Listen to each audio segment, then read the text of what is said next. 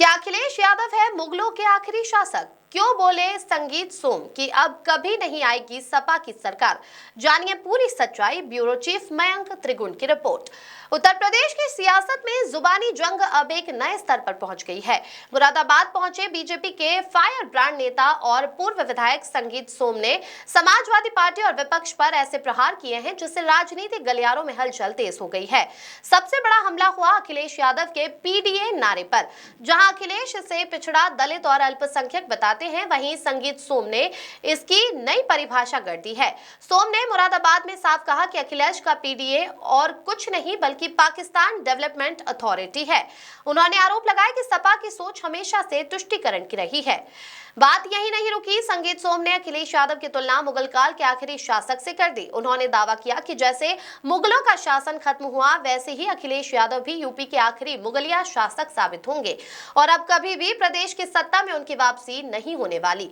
वहीं बिहार की राजनीति को लेकर चल रही अटकलों पर भी सोम ने अपनी राय रखी। नीतीश कुमार के राज्यसभा जाने की चर्चाओं को उन्होंने उनका व्यक्तिगत निर्णय करार दिया। साथ ही विपक्ष द्वारा लगाए जा रहे राजनीतिक अपहरण के आरोपों को सिरे से खारिज करते हुए कहा कि विपक्ष अपनी हार को छिपाने के लिए ऐसे अनलग आरोप लगा रही है। अंत में संगीत सोम ने टीएमसी सांसद के बाबरी मस्जिद वाले बयान पर पलटवार करते हुए सीधा अल्टीमेटम दे दिया। उन्होंने दो टूक शब्दों में कहा कि यह भारत की धरती है और यहाँ बाबर के नाम की एक ईंट भी नहीं लगने दी जाएगी। मुरादाबाद से आया संगीत सोम का यह बयान अब सोशल मीडिया पर तेजी से वायरल हो रहा है और विपक्ष के पास फिलहाल इसका कोई ठोस जवाब नहीं है। इस खबर पर आपकी क्या राय है, हमें कमेंट सेक्शन में जरूर बताएं। Bureau report. Basically Akhilesh ji का क्या है कि अखिलेश जी जब से सत्ता से बाहर हुए हैं, अखिलेश जी क्या कहते हैं क्या करते हैं किसी की समझ में नहीं आता। नीतीश जी अपनी मर्जी से राज्यसभा जा रहे हैं और वो राज्यसभा में जाके, क्योंकि नीतीश जी ने पहले ही कहा था कि मैं चाहता हूं कि मैं चारों सदनों में बैठूं, वो 3 सदन में बैठ चुके हैं तो 4थे सदन में वो जाना चाहते हैं। अखिलेश जी को यही नहीं पता है। मुझे तो ये समझ नहीं आ रहा है। देखिए, मैं हमेशा से कहता हूँ अखिलेश जी अब कभी सत्ता में नहीं आ सकते। वो मुगल काल के आखिरी शासक थे, जो मुगल काल 12 से 17 था उसके आखिरी शासक थे। वो कभी अब सीएम नहीं बन सकते। इसलिए उनकी वो क्या कहते हैं क्या करते हैं उसको छोड़ दीजिए। वो कुछ ना कुछ कहते रहते हैं। कभी वो ईवीएम खराब बता देते हैं, कभी वो वोटर लिस्ट में गड़बड़ बता देते हैं। वो कुछ ना कुछ जुगाड़ लगाते रहते हैं। जैसे उन्होंने एक पीडीए बनाया, मैंने पीछे बताया भी था। पीडीए की फुल फॉर्म शायद आप लोगों को नहीं पता है, मैं बता देता हूँ। पीडीए की फुल फॉर्म उनके की है पाकिस्तान डेवलपमेंट अथॉरिटी। इसलिए उनका पाकिस्तान प्रेम, उनका मुस्लिम प्रेम, उनका यही चलता रहता है, बाकी उनके पास कुछ नहीं। सर, ईरान इजराइल युद्ध हो रहा है, इस पर आपकी क्या टिप्पणी है? देखिए, ये युद्ध कहीं भी होना, भारत कभी भी युद्ध के फेवर में नहीं रहता और भारत हमेशा ये चाहता है कि पूरी दुनिया में अमन शांति बनी रहे। भारत हमेशा चाहता है कि किसी भी तरीके से दुनिया में कोई जान ना जाए, कोई ना मरे। लेकिन दुर्भाग्यपूर्ण ये युद्ध हो रहा है, तो देखिए अब क्या होता है।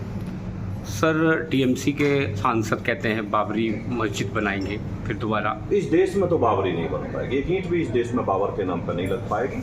अगर एक ईंट लगाने की कोशिश करी तो वो नींव भरने से पहले खोद दी जाएगी। ये मैं दावे के साथ कहता हूँ।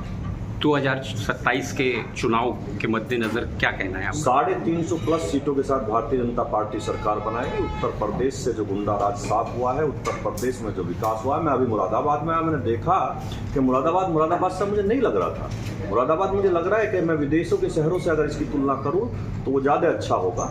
लोगों ने मन बना रखा है कि फिर से भारतीय जनता पार्टी को लाना है, तीसरी बार फिर से भारतीय जनता पार्टी की सरकार बनानी है। सर, आज आप इंद्रजीत जी और गौरंग जी के कैफे के उद्घाटन में आए हैं, क्या कहना चाहेंगे? देखिए, पहला सवाल आपने बिल्कुल कोई ढंग का पूछा। मैं इंद्रजीत मेरा भतीजा है और भतीजे ने और भतीजे की पत्नी ने दोनों ने मिलकर ये कैफ़े खोला है। मैं बधाई देता हूँ उन बच्चों को कि आपने इतना अच्छा काम और इतना सुंदर काम किया है। और इस कैफ़े में आप देख रहे हैं, मैंने अभी कॉफ़ी पी है, अभी केक भी खाया है।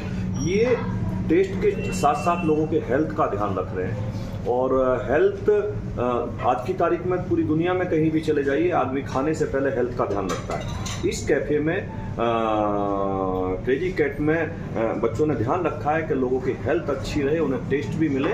और मैं शुभकामनाएं देता हूं, बधाई भी देता हूं कि ये दिन दोगुनी रात चौगुनी तरक्की करेगा ये रेस्टोरेंट। और मुरादाबाद के लोगों के लिए ये बहुत अच्छा अवसर भी है। मैं तो ये कहूँगा कि ये बच्चे आके मेरठ में भी खोले और दिल्ली में भी खोले तो ज़्यादा अच्छा रहेगा।